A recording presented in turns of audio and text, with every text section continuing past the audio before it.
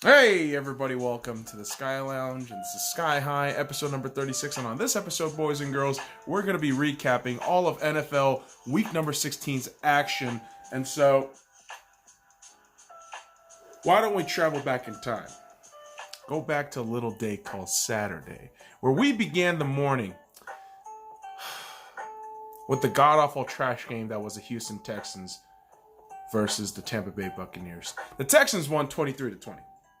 And you might just be thinking, wow, that's a pretty close game. Tampa Bay Buccaneers brought it close. No, motherfuckers. There was a total of 6 turnovers in the first half in this game. Oh my fucking God. What a goddamn disgusting slugfest. And the reality of this game to me was, all right, Houston wins the AFC South, but the AFC South is weak as fuck. That's all I got out of that shit. Like, if the Texans are the best in that division, that says a lot. The Texans are an incoherent, inconsistent, walking mediocrity with a shiny record because their division is shit. And that's what I really saw with that Texans team. And the reality is, yeah, I mean, you don't really choose your division, but it's a huge mark when your division is damn near incompetent to the point where they can't do anything. And that is basically what I'm trying to get at with the AFC East. And yes, the New England Patriots taking on the Buffalo Bills in New England. Like, what the fuck do you think happened? Goddamn, of course the New England Patriots won. Fucking 17-24, they win at home. And, like, I'm not gonna lie, I think Buffalo gave New England a pretty good fight, but there was no goddamn way you're gonna beat Tom Brady in his house again. You know, I think they lose last week. Week before that against the fucking Texans or Chiefs, is that right? But, no. Not against the division rival. I mean, they've owned this division for 11 straight years. They have won 11 consecutive division titles. Can you believe that shit? That's unreal. That is absolutely unreal. So kudos to the New England Patriots on that elite level of consistency. It's absolutely insane what these guys can do and will continue to do. Frustrating as it is, but there you go. That's the way in life. You'll be 50 years old, a couple of years, and Tom Brady is going to be a cybernetic organism. I'm a cybernetic organism sent for the past. That's what Tom Brady's going to be. Not with the fucking lip slapping. The real lip slapper came in the form of a very close game between the LA Rams and the San Francisco 49ers. The Rams edge out what could have been a good win, but they just have Jared Goff. And really, this game became the story of two fucking mid-tier quarterbacks who are getting paid top dollars and look like they're part of the most overrated offenses. And I won't lie to you, San Francisco winning this 34-31, it doesn't really mean much to me. It doesn't really say much about that team other than the fact that, all right, cool, man, you need a lot of bullshit to happen to get a win. I could say the same with the Seahawks, but shit, man. I don't really have a lot of confidence in the fucking 49ers. As for the Rams, come on, man. You guys shot yourselves in the goddamn foot after the Super Bowl. Paying Jared Goff all that money. What the fuck were you thinking, man? Foolish Stan Kroenke. And yeah, Stan Kroenke's the asshole who owns this fucking team that I fucking love. But fuck Stan Kroenke. Glad your Rams are losing. Fucking bukkake on your goddamn face. As for the 49ers, we'll talk about them real soon when I talk about these fuckers. So, that concludes all the Saturday games. And so when we move on to the Sunday games, we start off with the Jacksonville Jaguars taking on the Atlanta Falcons. And the Jaguars are just a shitbox team. There's no fucking need to talk about them. Especially the cantankerous, cancerous organization they've been exposed to be over the past few weeks. And the product of dysfunction is losses. Gardner Minshew looks completely lost out there. The fact that you have to scramble between Minshew and Foles is a fucking joke in itself.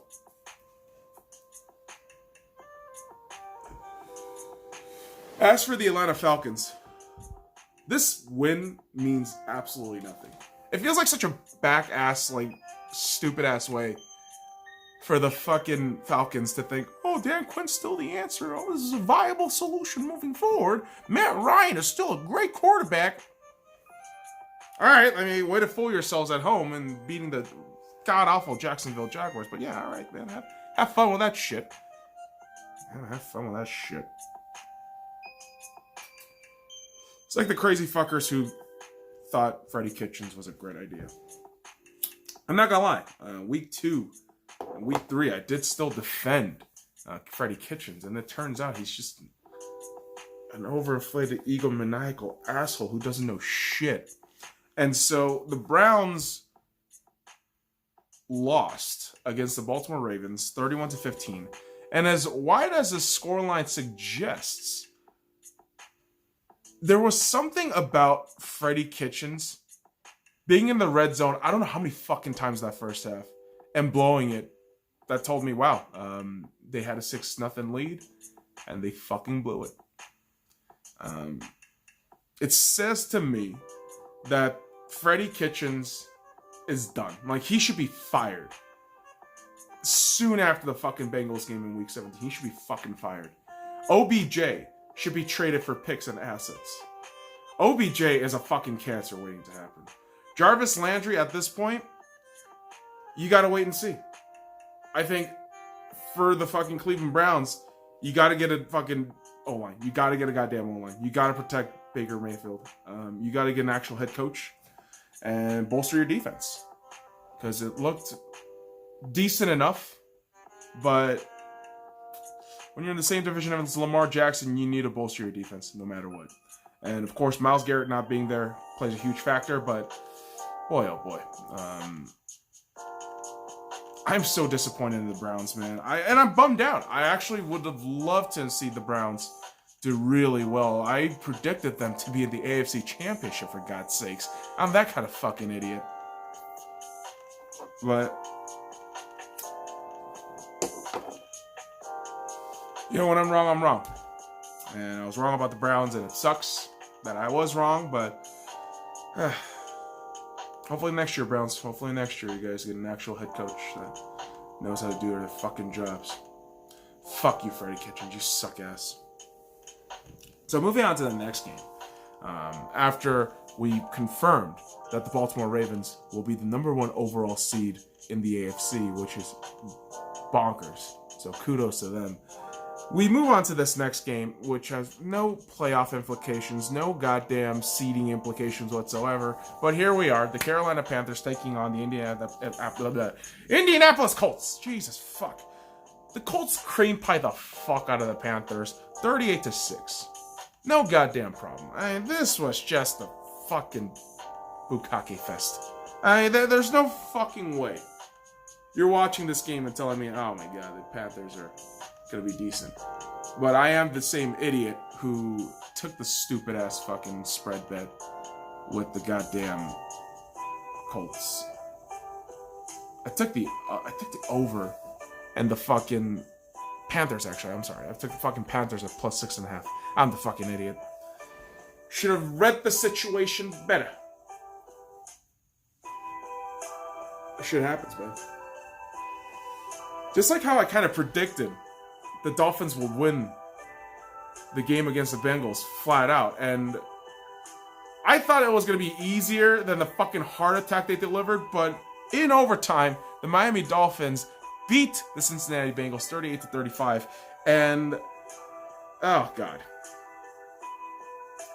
I couldn't believe the fucking lead the goddamn Dolphins generated and then completely blew it at the end. With Andy Dalton throwing, 3 touchdowns in the last half of the fourth quarter. It's ridiculous. Utterly fucking ridiculous. And I'm pretty sure that's just to showcase the next team he's going to try to sign for. Because he's done with the Bengals. You know he is.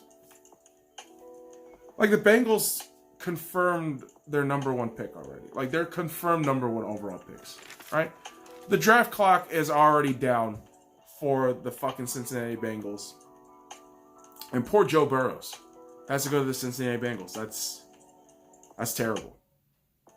That's a terrible thing to have to go through in your life. But best of luck to Joe Burrows. And yeah, congrats to the Bengals. You win the fucking toilet bowl.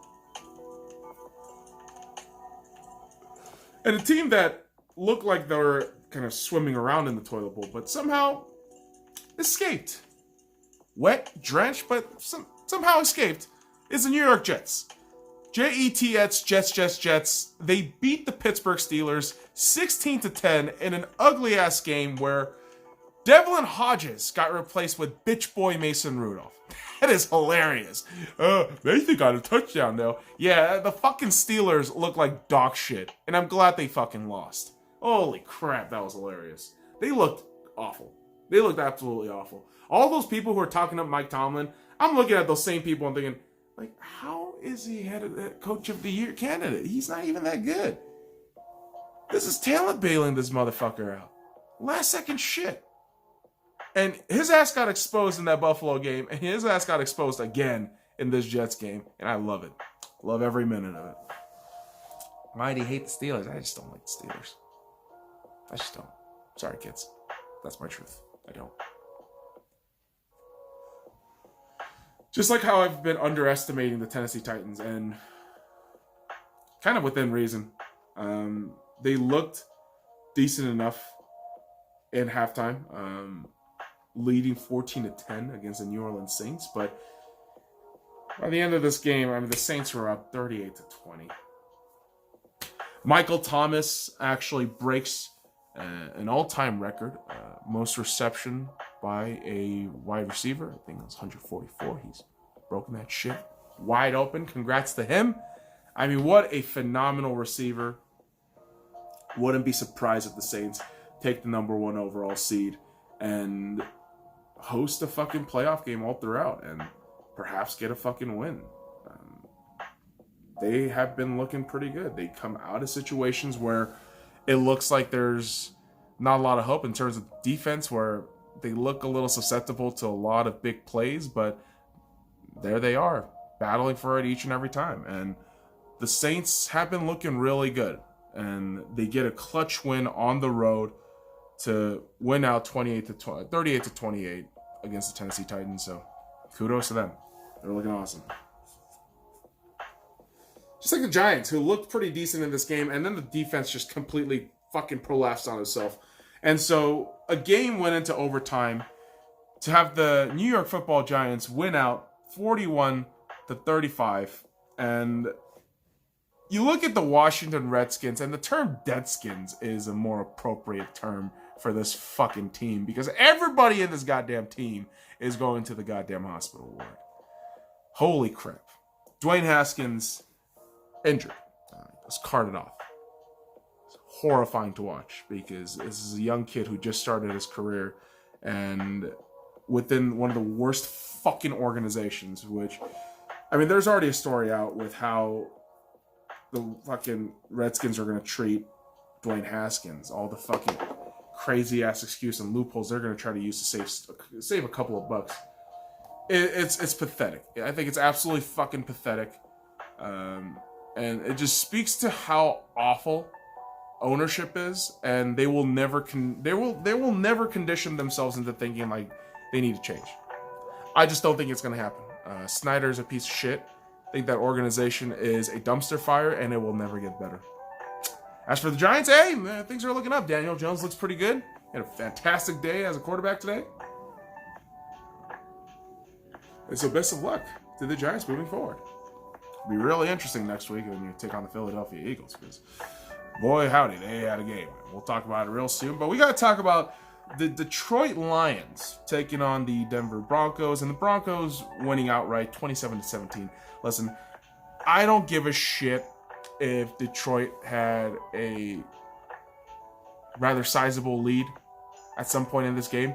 it never felt as though this was going to be Detroit's game. It always felt at home. You know, you got the fresh vibe of Drew Lock, Von Miller, Vic Fangio, at home, Denver, cold weather. It was always going to be a Denver Broncos game. And the Detroit Lions continue to fart the rest of the season out, which is sad and pathetic. And I hope they just kind of control, alt, delete themselves somehow. But that's kind of a cruel thing to say. But have you seen the Detroit Lions? Come on. If you see that shit, you come back at me and tell me, what the fuck is wrong with that shit? A lot. A lot. Like the 21 Savage song, a lot. And listen, I gotta give a shout out to the Oakland Raiders because they made me a pretty decent parlay today. The Raiders beat out the Chargers in LA 24-17 in Chargers home. But I'll tell you what, I can count with two hands how many fucking Chargers fans there were at any given time. It was all Raiders fans.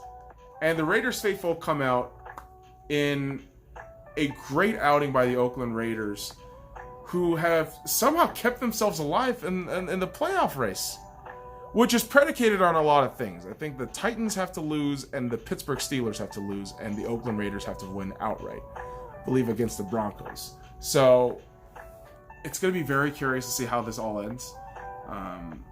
The Raiders have brought themselves into a very promising position to get to the playoffs, get themselves a little bit more marketing notoriety, a little bit of visibility before coming to Vegas. So it's going to be very curious to see how the Raiders do. Maybe they do sneak in the playoffs. And remember how the season started for them. Antonio Brown. That's the craziest fucking part. Antonio Brown to potential fucking playoff contenders. While Antonio Brown, being the fucking cancer that he is sitting at home on a couch protesting white women for whatever fucking reason because he's a fucking psychopath. Antonio Brown, you're a fucking psychopath. Get help, motherfucker. I don't give a fuck. Fuck Antonio Brown, such a fucking cancer. There's a lot of clowns, man. Antonio Brown is a clown. But the laughing factory that keeps on giving the gifts and memes is the Dallas Cowboys. How about them Cowboys? They lose 9-17 in a must-win game against the Philadelphia Eagles. Ladies and gentlemen, if the Philadelphia Eagles go to New York next week and beat the Giants, they will win the NFC East division at 8-8. That is astounding. Is that 7-8 or 8-8? No, they're 8-7. So they'd be 9-7, wouldn't they? I don't fucking know. But all I know is Eagles win, they win the division. There's no ifs, ands, or buts. The Cowboys are, oh my god. What the fuck happened in this game? No touchdowns, like damn near no touchdowns. What a fucking disaster. You have Jerry Jones, crying and walking away, preparing himself for the inevitable hanging of Jason Garrett, because this has been a mitigated disaster for the Dallas Cowboys. As for the Philadelphia Eagles, wow. Congrats for pulling off what I thought was going to be a win for the Eagles. I really did think this was going to be a win.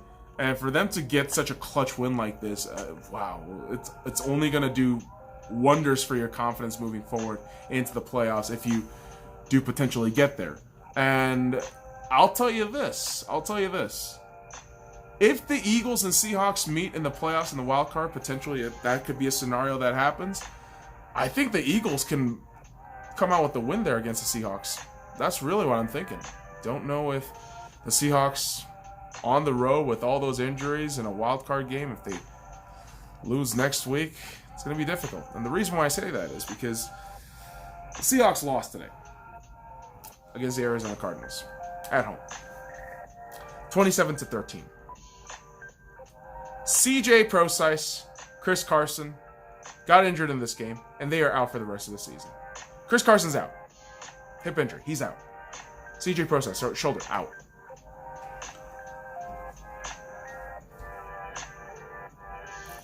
I looked at this next week's schedule in Week 17, and obviously the flex game for the Sunday Night Football matchup between the San Francisco 49ers and the Seattle Seahawks is a very, very daunting game to me as a Seattle Seahawks fan.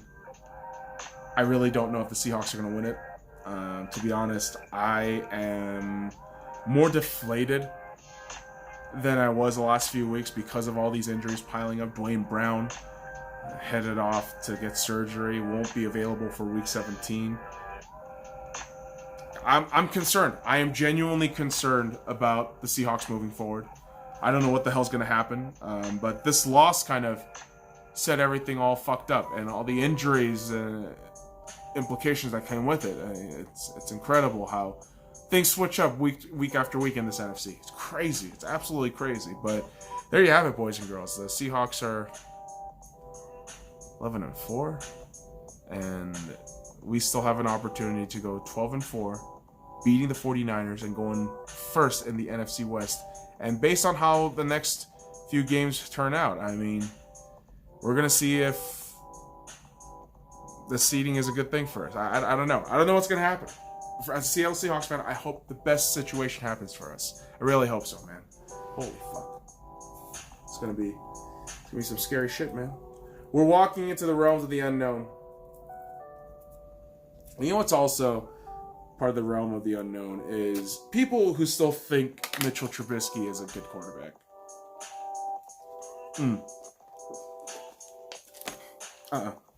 Stop it. Because in Chicago tonight, or yesterday technically,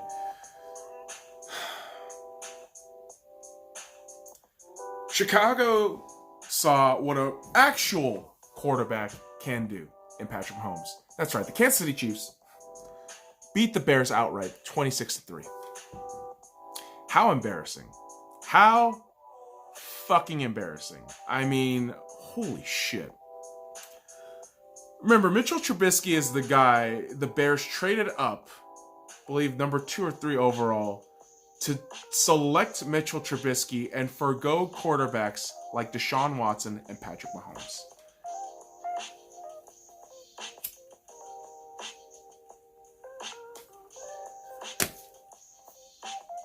This, my friends, is what you call karma, and it is a hilarious and beautiful thing to watch.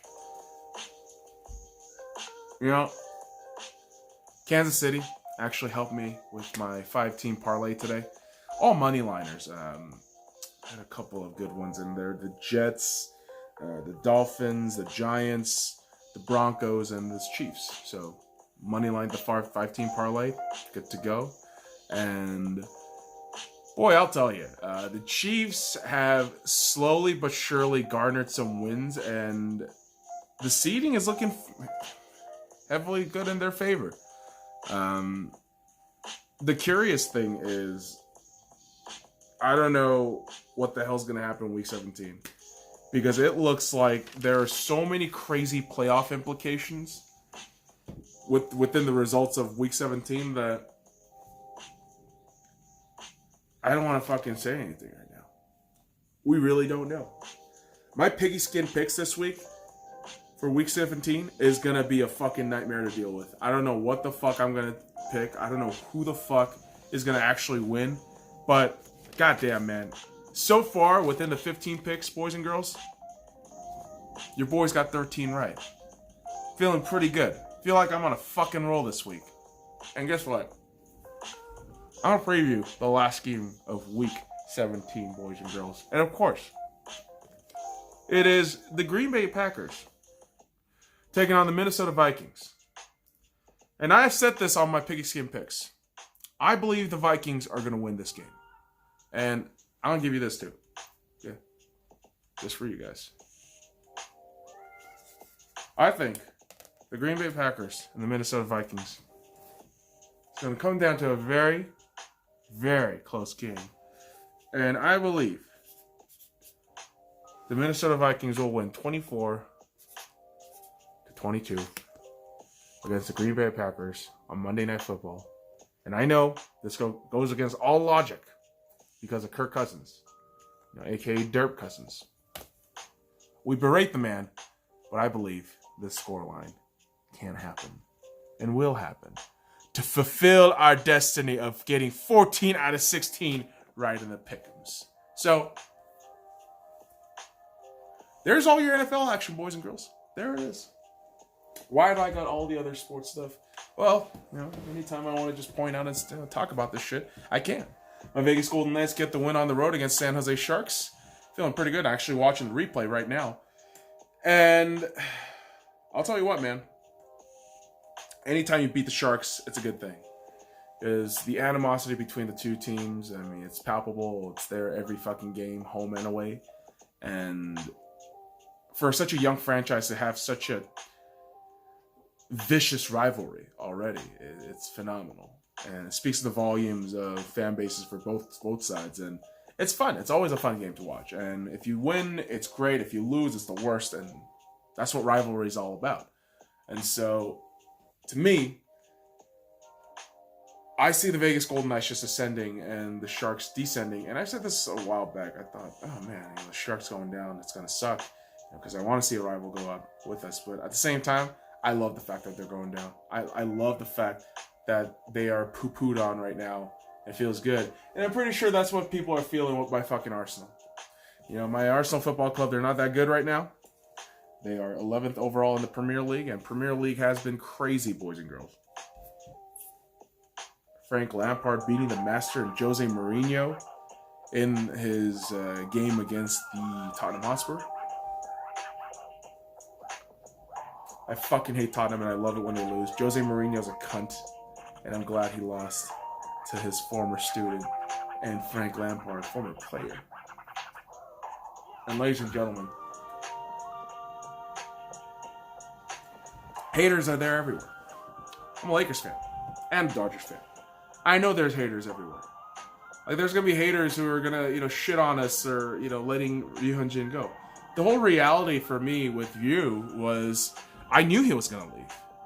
If the money was good out there somewhere else, I knew he was going to leave. And I embraced that. And it hurts so much, dude. I really appreciate Ryu Hyun-jin and all he's done. I remember the last World Series, I gave him a lot of crap because he had a pretty awful game. I believe it was like game 2 or... I want to say game 2 or game 4. But I'm going to miss you, Hyun-jin. But best of luck to you in Toronto. And hope you succeed really well over there. I mean, you're getting paid handsomely too. 4 years, $80 million. I hope you do really well for the Toronto Blue Jays, man. And hopefully, when the Blue Jays are on the road against the Dodgers, I can go see Ryu Hyun-jin. Maybe. That'd be fucking great. But, yeah, that's a bit of stuff that I want to say about the Dodgers. And the Lakers, yeah, they've been on a 3-game losing streak. But I'm not going to lie to you. I don't lose hope with the Lakers right now. I'm just at this point of, all right, everyone just gets healthy. We have a few games of a cushion in the fucking seedings right now. So it's okay to lose at least 2-3 games in December, in my eyes. So just got to get back at it for Christmas. Because Christmas time, we're going to have NBA Christmas games, and it's going to be fucking rad, man. Can't wait. Can't wait. So, boys and girls, I'll leave you with that. And I will be back next week to review more NFL action. And I'm telling you, man, Monday Night Football is going to be crazy, but I'm probably not going to be able to watch it because of the Vegas Golden Knights game tomorrow. So just be on the lookout for the Cruz Perus, I believe, on Tuesday for the review of the Minnesota and Green Bay game. So, boys and girls, follow me at the Sky Lounge and all the links in the description below. Like, comment, subscribe for more daily content. Now, fuck off.